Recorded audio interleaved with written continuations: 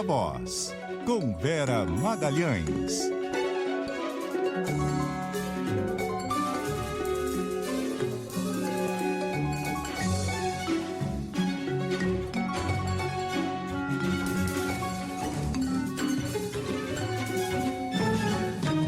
Vera Magalhães, muito boa noite, tudo bem? Oi, Débora, boa noite para você e para Carol, boa noite para os ouvintes, boa noite para quem está assistindo a gente. Oi, Vera, boa noite.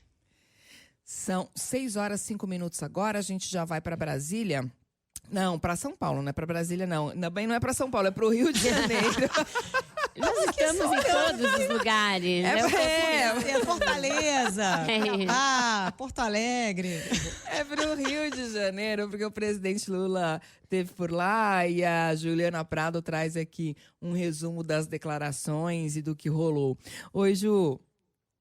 Direto do Rio de Janeiro, boa noite, Débora, Carol e Vera.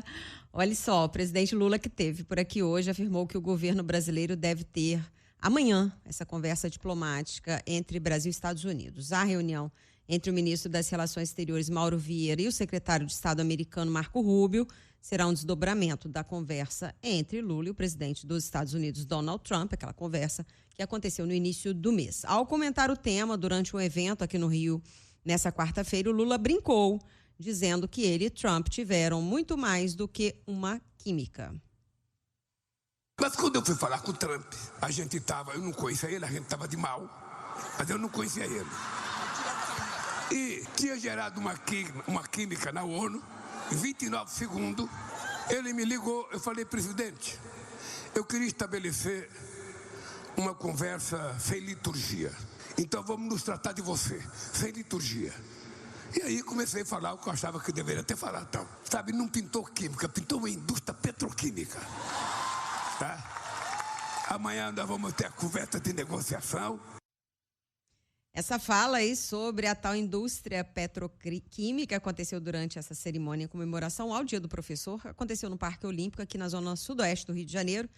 Esse evento que também marcou o lançamento do programa Mais Professores para o Brasil. O evento reuniu autoridades como o presidente da Câmara dos Deputados, Hugo Motta, que foi vaiado e interrompido por gritos de sem anistia vindos da plateia de professores. Essa manifestação foi uma resposta direta à decisão dele de pautar na Câmara o projeto que previa a anistia a condenados pelos atos golpistas de 8 de janeiro, projeto que foi barrado no Senado depois daquela forte pressão popular das manifestações das ruas. Logo depois, Lula fez uma crítica indireta a esse mesmo episódio, da votação da anistia, e afirmou que o Brasil tem hoje o pior Congresso da sua história. Hugo Motta, que estava ali na plateia, acompanhou a fala em silêncio, com uma expressão bastante séria. Tem que analisar qual é o compromisso das pessoas. Porque o Hugo é presidente desse Congresso. Ele sabe que esse Congresso nunca teve a qualidade de baixo nível como tem agora. Aquela extrema-direita que se elegeu na eleição passada é que existe de pior. Sabe? É isso, esse evento de hoje marcou também o lançamento da Carteira Nacional Docente, documento que vai identificar oficialmente professores de todo o país e garantir acesso mais facilitado a benefícios como meia entrada e descontos em serviços. Débora. Obrigada pelas informações, Juliana Prado, do Rio de Janeiro. Bem, o que foi barrado, na verdade, foi a PEC da blindagem, né? O projeto da anistia, dosimetria, está patinando ainda em discussão no Congresso. Vamos começar aqui pelas negociações comerciais com os Estados Unidos. O presidente Lula capitalizando bastante ainda sobre esse assunto, só na anedota, né, Vera? O Lula adora, esse tipo de evento em que a plateia é muito favorável a ele, É um ato com professores, então um público que já é historicamente ligado à CUT, ligado ao PT. Então, nesse tipo de palco, ele fala com muita desenvoltura. E aí ele fez isso que ele adora, que é usar as metáforas todas a seu favor. E aproveitou o gancho que o próprio Trump deu. Foi o Trump quem primeiro falou em química entre eles, no tal encontro de 29 segundos. E agora ele procurou dizer que isso foi muito maximizado na conversa que tiveram ao telefone, que agora vai ter os seus desdobramentos mais práticos com o encontro entre Marco Rubio e o chanceler Mauro Vieira. Então, o presidente vai capitalizar ao máximo, o quanto ele puder, ele vai capitalizar em cima desse encontro. Vamos ver o que de prático vai se conseguir. Parece que caminha para os Estados Unidos flexibilizarem algumas das sanções que existem contra o Brasil, sejam elas as relativas ao tarifaço, sejam as de natureza políticas que foram impostas aos ministros do Supremo, seus familiares, as pessoas ligadas a eles e algumas outras autoridades, como o ministro da Justiça, o ministro da Saúde. Então, qualquer uma dessas coisas que saia dessa conversa vai ser muito explorada pelo presidente, vai ser o bumbo vai ser batido à exaustão, porque isso mostra uma volta por cima, né?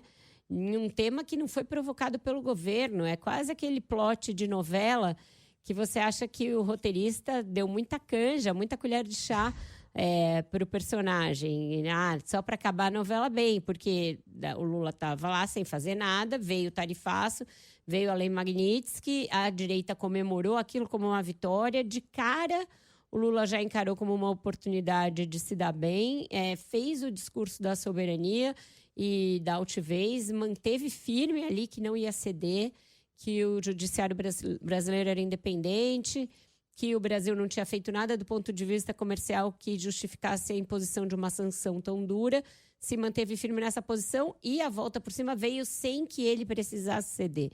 Então, isso é um enredo muito poderoso para um político num evento de cunho, né, de natureza ali, política, como é um evento do Dia dos Professores. Então, nadou de braçada nisso daí. Agora, a Vera, ficou um climão ali com o Hugo Motta, né? Porque ele chamou o Hugo Motta para o evento e aí deu essa declaração de que é o pior congresso, baixíssimo nível e tal. Ficou aquele clima, o Hugo Motta com aquela cara assim, né, de constrangido. O Lula está se aproveitando desse bom momento, da popularidade, também para esticar a corda com o Congresso, até porque percebeu que tem, até certa medida, dividendos políticos ao estabelecer esse antagonismo, né? Exato, Carol. Foi nesse sentido que eu falei ontem, escrevi também na coluna de hoje, e o presidente está fazendo exatamente aquilo que as fontes me disseram que ele ia fazer. Esticar a corda enquanto ele puder, apostar, com base no feeling que ele tem ali de que o momento é esse, de que ele está com cacife para usar nessas jogadas, e ir em frente. Mas ele realmente aprontou uma cilada para o presidente da Câmara ao falar isso na frente dele. Primeiro, ele fala que o Hugo Motta é presidente do Congresso. Ele não é presidente do Congresso. O presidente do Congresso é o presidente do Senado, portanto, Davi Alcolumbre. Ele é presidente da Câmara, que das duas casas do Legislativo é a que está realmente com a imagem mais complicada por causa da PEC da blindagem, que levou as pessoas às ruas, como a Juliana falou. Acontece que na frente do cara, o cara já tendo sido vaiado, não foi legal. Eu imagino que o Hugo Motta não deve ter gostado. A cara dele, toda ali, a expressão corporal do presidente da Câmara é de quem está extremamente constrangido e pensando que diabos eu estou fazendo aqui, como diz a música do Radiohead. Que eu vim fazer aqui? Não é meu público, não é a galera que... Né? Foi meio uma pegadinha. Então, eu imagino que ele não deva ter gostado nem um pouco disso daí, com certeza. Lula em momento Trump, né? Parece aquela tática do Trump que chama para reunião na Casa Branca e depois tem aquela puxada de tapete, né? E dá aquela esculachada, exatamente. E é até estranho ele fazer isso, porque ele está realmente querendo esticar a corda com o centrão e com a direita, mas tentando puxar o presidente da Câmara para o lado dele. Tanto que um dos movimentos que estão sendo ensaiados é tirar aliados de outros líderes do centrão e entregar para aliados do Hugo Motta numa maneira de trazê-lo para o seu time, de trazê-lo para suas pautas e para as demandas do governo. Então, fazer isso não é muito produtivo para esse tipo de intenção que ele tem. Vamos para o nosso segundo assunto, que tem tudo a ver, né? Articulação política também. O Lula vai indicar um nome para o lugar do ministro Barroso no Supremo Tribunal Federal. E estão rolando articulações, reuniões aí em bastidores e lobbies de todo gênero. A Isa Staciarini está acompanhando tudo isso. Conta pra gente. Ô, Isa, boa noite. Pois é, Débora, Carol, aliás, boa noite para você e para os ouvintes. Nesse jantar ontem, né, com ministros do Supremo Tribunal Federal lá no Palácio da Alvorada, o presidente Lula afirmou que o nome a ser indicado no lugar da vaga do ministro Luiz Roberto Barroso está praticamente decidido, mas não indicou quem vai ser ou nem deu sinal de qual será a escolha. Ele quis, primeiro, sentir desses ministros o que o Supremo espera do novo indicado, mas não perguntou quem seriam os nomes de preferência desses magistrados. E os ministros também não colocaram nomes na mesa, mas pediram que o presidente tenha o cuidado de escolher um nome forte para a corte em um momento em que o Supremo ainda sofre muitos ataques. Antes de tomar a decisão, no entanto, Lula quer se encontrar com o presidente do Senado, Davi Alcolumbre. Ele sabe que o preferido do Senado e também do Supremo é o ex-presidente do Congresso, o senador Rodrigo Pacheco, por quem Lula tem um apreço. Mas o nome de confiança do presidente Lula é o de Jorge Messias, advogado-geral da União. O interlocutor resumiu a situação atual. Ou Lula opta pela governabilidade com Pacheco ou pela confiança com Messias, que foi a escolha que ele fez ao indicar, por exemplo, o então advogado dele, né, hoje o ministro Cristiano Zanin e também o ministro Flávio Dino. Aliados mais ligados à ala do PT lembram que o presidente tem priorizado pessoas de sua total confiança nessas indicações. Agora, a decisão deve sair só a partir, né, não no dia, mas a partir de sexta-feira, que é o último dia de Barroso lá no Supremo. O presidente avisou aos ministros que, por questão de respeito, prefere esperar a saída oficial de Barroso para anunciar o novo nome. Nesse jantar estavam presentes 4 dos 11 ministros do Supremo.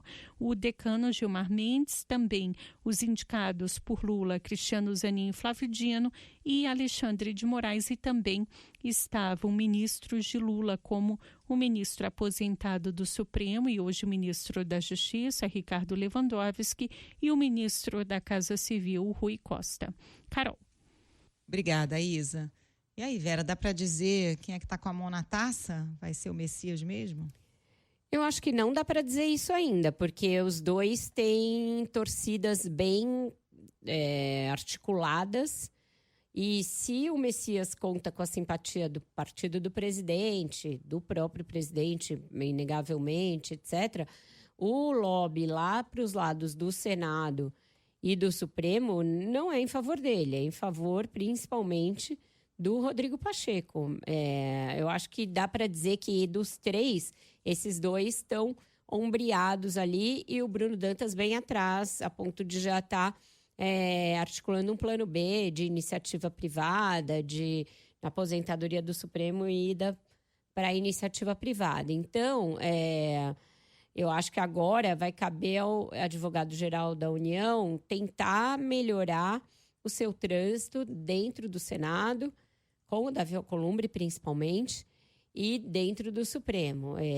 A gente sabe que aquela disputa dele com o Flávio Dino deixou algumas cicatrizes, então os dois hoje em dia não privam da maior das amizades. E o Flávio Dino muito próximo do Gilmar e do Alexandre de Moraes. Chegou ao Supremo com o apoio dessa dupla. E essa dupla jogaria a favor antes do Bruno Dantas, mas aí sabe que o Lula tem ali suas restrições, mas em segundo lugar do Pacheco. Acho que mais do Pacheco do que do Jorge Messias. O juízo que se faz dentro do Supremo a respeito do Jorge Messias é que é alguém sem estofo jurídico para estar no Supremo Tribunal Federal. Essa é a maior restrição que os ministros têm em relação ao advogado-geral da União. Acham que ele, como profissional do direito, é alguém mediano ali, sem um grande brilhantismo, sem uma formação que dê a ele lastro e intimidade, como diria Odete Roitman, para um cargo dessa monta. Para um cargo dessa monta, exatamente. Ele não tem intimidade com os ministros, nem lastro no direito para um cargo dessa monta, Carol. É mais ou menos por aí. E, bom, provavelmente não teremos nenhuma surpresa, né? Ou a surpresa vai ficar em torno desses dois nomes. Tem crescido o apelo de entidades da sociedade civil pela indicação de uma mulher ao STF. Diversos artistas de peso também aderiram a essa campanha, se juntaram a esse abaixo-assinado, que já tem quase 44 mil assinaturas, como, por exemplo, a cantora Anitta, a atriz Fernanda Torres. Inclusive a Fernanda Torres, ela que foi indicada ao Oscar, né? Ela publicou um vídeo hoje nas suas redes sociais direcionado ao presidente Lula, pedindo para que ele escolha uma mulher ao STF. Quem também se manifestou foi a professora Melina Fachin, que é diretora do setor de Ciências Jurídicas da Universidade Federal do Paraná e filha do presidente do STF, Edson Fachin, se manifestou publicamente sobre o apoio à escolha de uma mulher para essa vaga. Inclusive, em uma das publicações que ela fez nas redes sociais, ela colocou a seguinte frase: nada sobre nós sem nós. Isso não deve acontecer, como você já tem dito, né, Vera, pelas apurações que têm sido feitas, mas a gente não pode deixar de lamentar o prejuízo que a democracia, que a sociedade tem, por um lado também, quando o debate público é empobrecido, né, com essa negação da possibilidade de mais diversidade na mais alta corte do país, no espaço institucional, num país em que a gente não vê diversidade nos espaços institucionais. Isso não deixa de ser ruim. Ruim, claro. Seria muito melhor se o presidente nomeasse uma mulher, seria melhor ainda se nomeasse uma jurista negra. Tem nomes, não é dizer que ele não faz isso porque não existem nomes colocados à sua disposição, apresentados a ele para isso.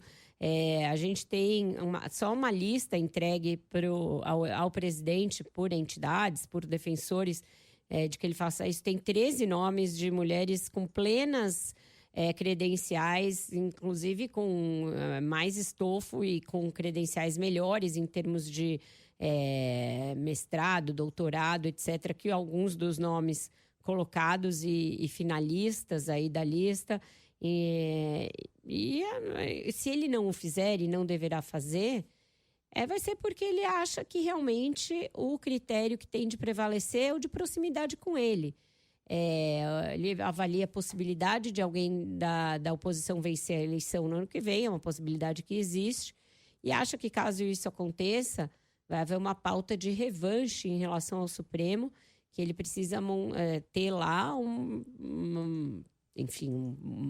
conjunto de ministros capaz de resistir a isso que ele acha que vai ser uma investida pesada dos bolsonaristas contra o Supremo Tribunal Federal. E aí eu não sei se ele acha que a pessoa, por ser mulher, teria menos capacidade de resistir e de fincar pé.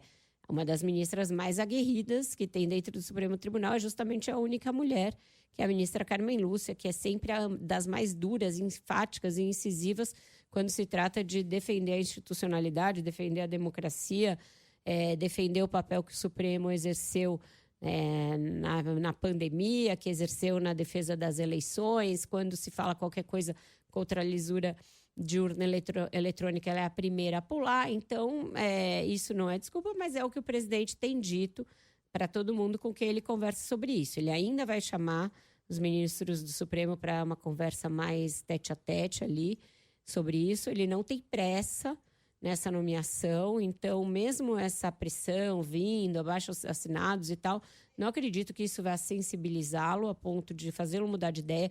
Teria que vir uma pesquisa muito gritante em relação a isso, tipo 70%, 80% das pessoas do país defendem uma mulher no Supremo e as pessoas irem efetivamente à rua, como elas foram na PEC da blindagem. Então, teria que a Paula Lavigne pegar para ela essa causa, como ela fez com a PEC da blindagem, e botar o Djavan, o Chico Buarque, o Caetano, o Gil, no palco para pedir por isso. O que acontece? Geralmente, a classe artística se mobiliza mais pesado quando não é para pressionar a esquerda. E isso é uma verdade, isso a gente sabe. Se o presidente não fosse de esquerda, provavelmente a pressão seria muito mais pesada em cima dele por uma nomeação dessa natureza. Com o Lula é sempre, olha, presidente, não seria legal o senhor analisar, tem aqui alguns nomes de mulheres, etc.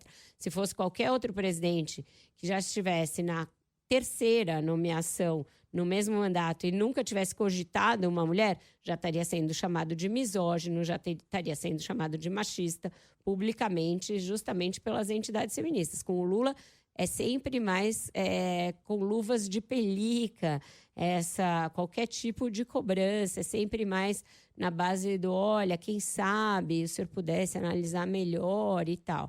Então, eu acho que isso também faz com que ele não se sinta tão pressionado assim e não se sinta tão obrigado assim, porque sabe que não vai comprar uma oposição a ele por parte de quem vai se sentir preterido com a escolha de mais um homem, que é a grande probabilidade que aconteça, né?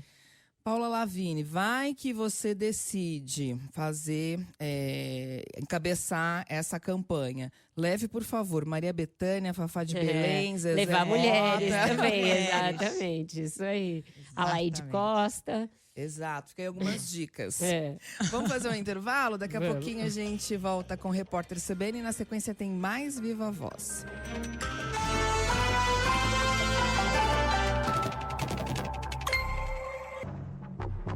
Viva a Voz de volta. Larissa Lopes em Brasília tem mais informações sobre a reunião entre o ministro da Fazenda, Fernando Haddad, e o presidente do Senado, Davi Alcolumbre. Oi, Larissa, boa noite.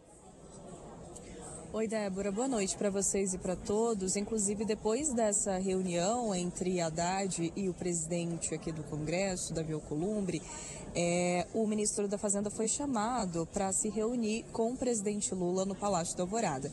Lula desembarcou aqui em Brasília hoje à tarde, logo em seguida, então, já encontrou e está com Haddad no momento. Também participa desse encontro o ministro Rui Costa, da Casa Civil, e é um encontro que não estava previsto na agenda do presidente nem do ministro da Fazenda. Então, hoje, como mencionei, Haddad se reuniu com Alcolumbre, justamente no intuito de tentar negociar com o presidente do Senado a retomada de uma parte do texto da medida provisória que aumentava a arrecadação do governo. A MP que acabou caducando na semana passada, deixando o governo com um desfalque de 51 bilhões de reais para fechar as contas este ano e também comprometendo o orçamento do ano que vem, Débora. Então agora a ideia é retomar uma parte dessas medidas. De acordo com a Haddad, o texto traz a taxação de bets para aumentar a arrecadação, mas também medidas de corte de despesas. Justamente essa parte da redução dos gastos que ele quer retomar no debate aqui com o Congresso Nacional. Haddad, então, na reunião hoje na residência oficial, ele afirmou que defendeu, junto ao senador Davi Alcolumbre, a retomada de medidas com base na parte do texto dessa medida provisória que era consensual. Por exemplo, essa parte, então, das bets. O líder do governo no Congresso, o senador Randolfo Rodrigues, ele também chegou a comentar sobre esse encontro, disse que foi uma conversa muito positiva e também a gente lembra que com o impasse sobre as contas do governo, a votação da Lei de Diretrizes Orçamentárias, a LDO, acabou sendo adiada, seria na semana passada. A expectativa agora é que a medida só seja analisada após essas negociações, mas já tem até uma reunião já marcada para a próxima terça, dia 21, que foi marcada por Efraim Filho, e sobre esse adiamento, o ministro Haddad, ele até minimizou esse atraso na votação da proposta, dizendo que é melhor gastar uma semana a mais e fechar um texto que faça sentido para todo mundo do que ter inconsistências no orçamento. Débora. Obrigada, Larissa, pelas informações. A questão aqui também, Vera, é que esse buraco, esse rombo, ele vai crescer cada vez mais. Essas medidas, se elas forem negociadas, resolvem essa questão para esse ano, ali para o ano que vem e 2027. Aí o ministro falou em corte de despesas, que é uma cobrança que a sociedade faz. O presidente Lula não quer ouvir falar de corte em programas sociais, mas será que é só dos programas sociais que você pode cortar despesas? Onde está crescendo exponencialmente acaba sendo, de alguma maneira, no social, porque com a política de valorização real do salário mínimo. Isso acabou indexando as aposentadorias, acabou indexando, de alguma maneira, o piso da educação. Então, tem aí uma série de consequências disso que, se não for mudada, vai ter impacto muito grande para 2027, a ponto de comprometer cerca de 80% do orçamento com despesas obrigatórias. Então, o governo vai ter que discutir de novo o seu marco fiscal, vai ter que discutir também essas indexações em algum momento. O presidente está evitando tocar nesse assunto até a eleição, mas caso seja ele mesmo o eleitor, é o tipo de problema bumerangue, porque você joga para frente e ele volta para você. Então, eu imagino que internamente já deva começar alguma conversa do que fazer lá na frente diante desses gastos que vão ficar crescendo. Também a questão das aposentadorias, de novo, vai entrar um debate grande sobre uma nova reforma da Previdência, que inclua dessa vez militares. Então, tem muitos debates para serem feitos, mas o Lula vai procurar adiar ao máximo essa conversa. Ele vai tentar ir até 2026 com o marco fiscal que nós temos, que é esse que prevê um déficit zero nesse ano e um superávit de 0,25 no ano que vem, e que já é dificílimo de ser cumprido, que para ser cumprido exige um aumento de arrecadação, e os lugares onde você pode buscar esse aumento de arrecadação estão rareando, estão escasseando bastante. Essa conversa de hoje do Alcolumbre com o Haddad foi para tentar sentir a disposição do Congresso para votar qualquer tipo de medida de aumento de despesas depois da derrubada da MP. Aumento de despesas não, desculpa, aumento de tributação para aumentar a arrecadação. E o presidente do Senado saiu dizendo que foi uma conversa muito boa, a Haddad também é uma conversa muito boa. A gente sabe que o Alcolumbre tem sido aí um parceiro do governo para entabular algumas dessas conversas difíceis, mas daí a garantir que a Câmara e o Senado aprovem medidas que eles acabaram para as quais eles acabaram de dizer não, eu acho que nem o Alcolumbre pode assegurar. Então, o governo vai ter que calibrar muito essas medidas, vai ter que vir com alguma coisa que não seja ipsis literis o que foi derrubado, até por uma questão de discussão de se é possível fazer isso na mesma sessão legislativa, no mesmo ano fiscal em que a MP foi derrubada. E faça isso embalado num discurso que traga algo de novo, que traga pelo menos uma perspectiva de que o governo quer olhar para o gasto em algum momento. Então, se o Haddad já começou a falar disso, pode ser que ao apresentar as medidas ele já se comprometa com algum pacote lá na frente que olhe também para o aumento dos gastos. E aí, com isso, tente abrir um espaço para aprovar as medidas. Mas nada disso é simples. E eu acho que a decisão de adiar a votação da LDO, sim, faz todo sentido, porque justamente não se tem clareza sobre qual é o horizonte fiscal do ano que vem. O orçamento sem isso fica meio uma peça de ficção. Gente, antes do intervalo, deixa eu acionar a Isa Staciarina em Brasília. Ela tem novidades aí sobre essa questão na sucessão no Supremo, né, Isa? Carol, olha, o Palácio do Planalto acaba de publicar uma edição extra do Diário Oficial da União, em que o presidente Lula assina o ato concedendo, portanto, a aposentadoria antecipada ao ministro Luiz Roberto Barroso a partir do dia 18 de outubro, ou seja, no sábado. Portanto, Barroso permanece como ministro até esta data. O ato foi assinado tanto pelo presidente Lula como também pelo ministro da Justiça, Ricardo Lewandowski. Lembrando que antes dessa publicação, o ministro Luiz Roberto Barroso já tinha falado com o presidente da Suprema Corte, o ministro Edson Fachin, e aguardava apenas a publicação em edição extra do Diário Oficial da União, o que aconteceu nesse momento. Carol. Obrigada, Isa. Bom, tá aí sacramentado, né? Já temos uma data, 18 de outubro. Intervalo, você fica com notícias da sua cidade. A gente volta na sequência com mais Viva Voz.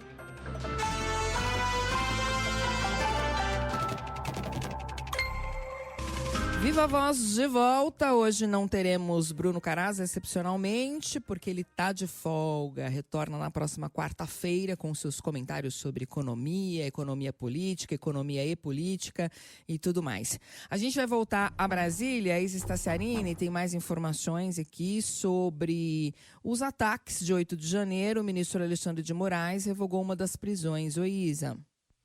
É isso, Débora. O ministro, portanto, do Supremo, Alexandre de Moraes, revogou a prisão da Alexandra Aparecida da Silva, uma das presas envolvidas nos atos golpistas do dia 8 de janeiro e que tem nódulo no seio e convive com sangue nas fezes. Ela está presa desde meados de setembro, mas não participou diretamente dos atos golpistas, ou seja, não invadiu os prédios dos 3 poderes da República e só chegou aqui em Brasília no dia 9 de janeiro. Inclusive, ontem, o jornalista Fernando Gabeira mostrou na coluna do jornal O Globo que a mulher vive de forma precária, cuida de 9 cachorros e não estava na invasão no dia 8 de janeiro. Agora, apesar de revogar a prisão dela, Moraes manteve aquelas medidas cautelares, como o monitoramento por meio de uso de tornozeleira eletrônica, a proibição dela sair da cidade, além da proibição de usar redes sociais, de se comunicar com outros investigados e a determinação até de cancelar algum eventual passaporte que a mulher tenha. No pedido feito ao Supremo, os advogados mostraram laudos médicos e receitas que comprovam que ela sofre de transtornos psiquiátricos graves, como depressão, crise de pânico, ansiedade e enxaqueca, além de estar em investigação médica para esses nódulos no seio e presença de sangue nas fezes. Os advogados ainda disseram que em visita à penitenciária 3 Corações, em Minas Gerais, onde a mulher estava, ela contou que não recebia a medicação de forma correta e estava em crise extrema de ansiedade e depressão. Débora. Obrigada, Isa, pelas informações. A situação dessa pessoa especificamente, né? Uma situação de muita vulnerabilidade, problemas de saúde bastante sérios, vulnerabilidade familiar também. Gabeira expôs isso, o ministro Alexandre de Moraes provavelmente levou em consideração. Eu considero importante, mas isso vai ressuscitar o debate sobre penas de outros condenados, outros presos no 8 de janeiro, né, Vera? Alguns deles já tiveram as penas revistas num processo ali próprio do Supremo, interno, de revisão de dosimetria.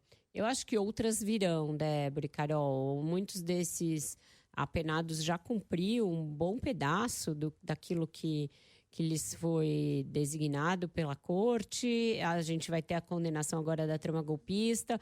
Pode ficar evidente que o primeiro grupo dos executores, né, lá do 8 de janeiro acabou sendo punido com um rigor exagerado em relação ao que pode vir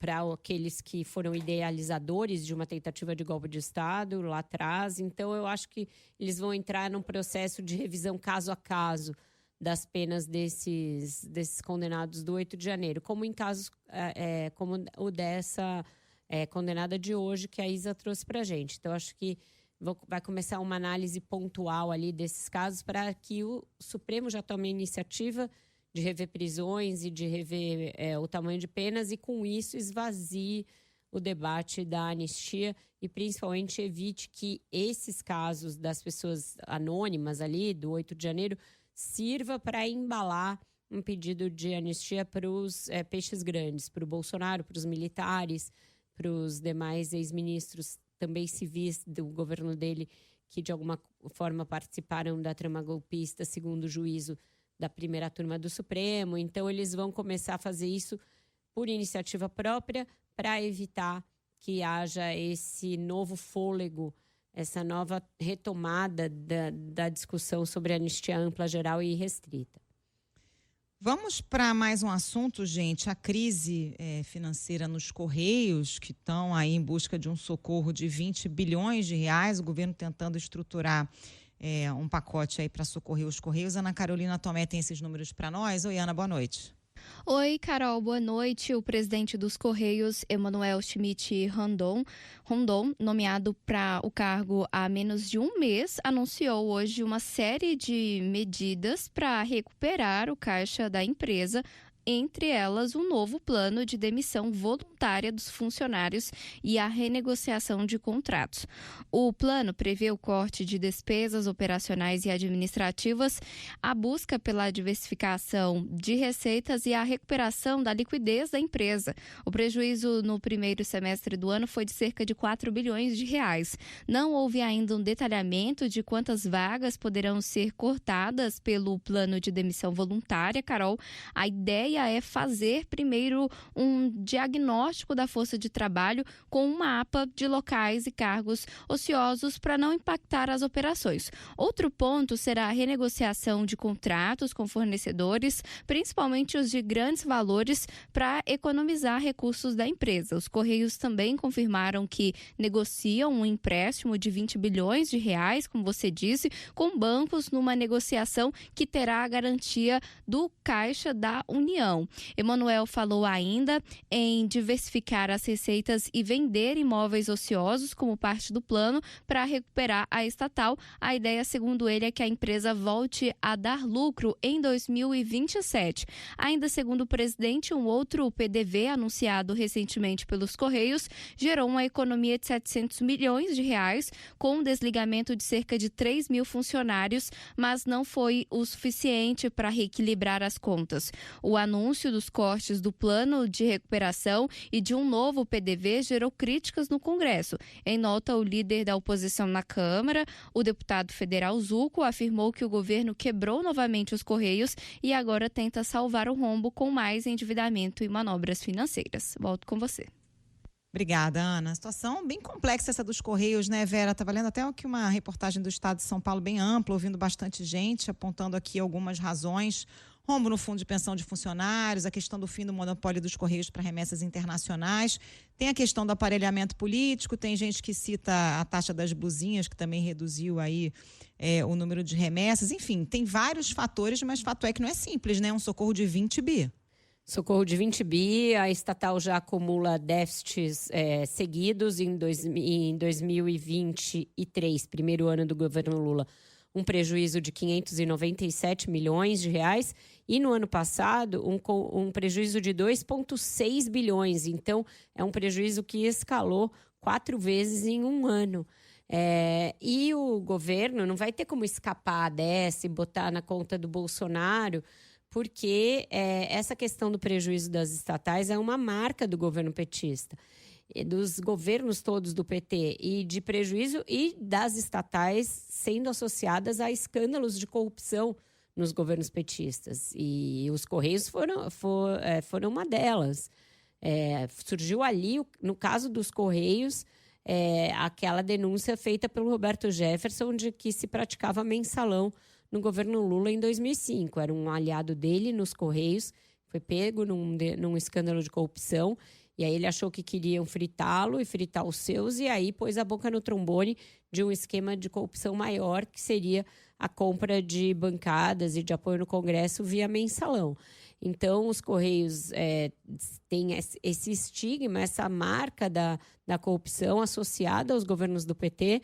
O PT o Lula tirou a estatal da pauta de privatizações, fazendo um discurso em favor da sua manutenção como uma empresa estratégica, como uma empresa que deveria continuar pública, etc. Mas o fato é que ela não está conseguindo se mostrar viável do ponto de vista econômico. Um aporte de 20 bilhões via empréstimo é bastante coisa, é muita coisa.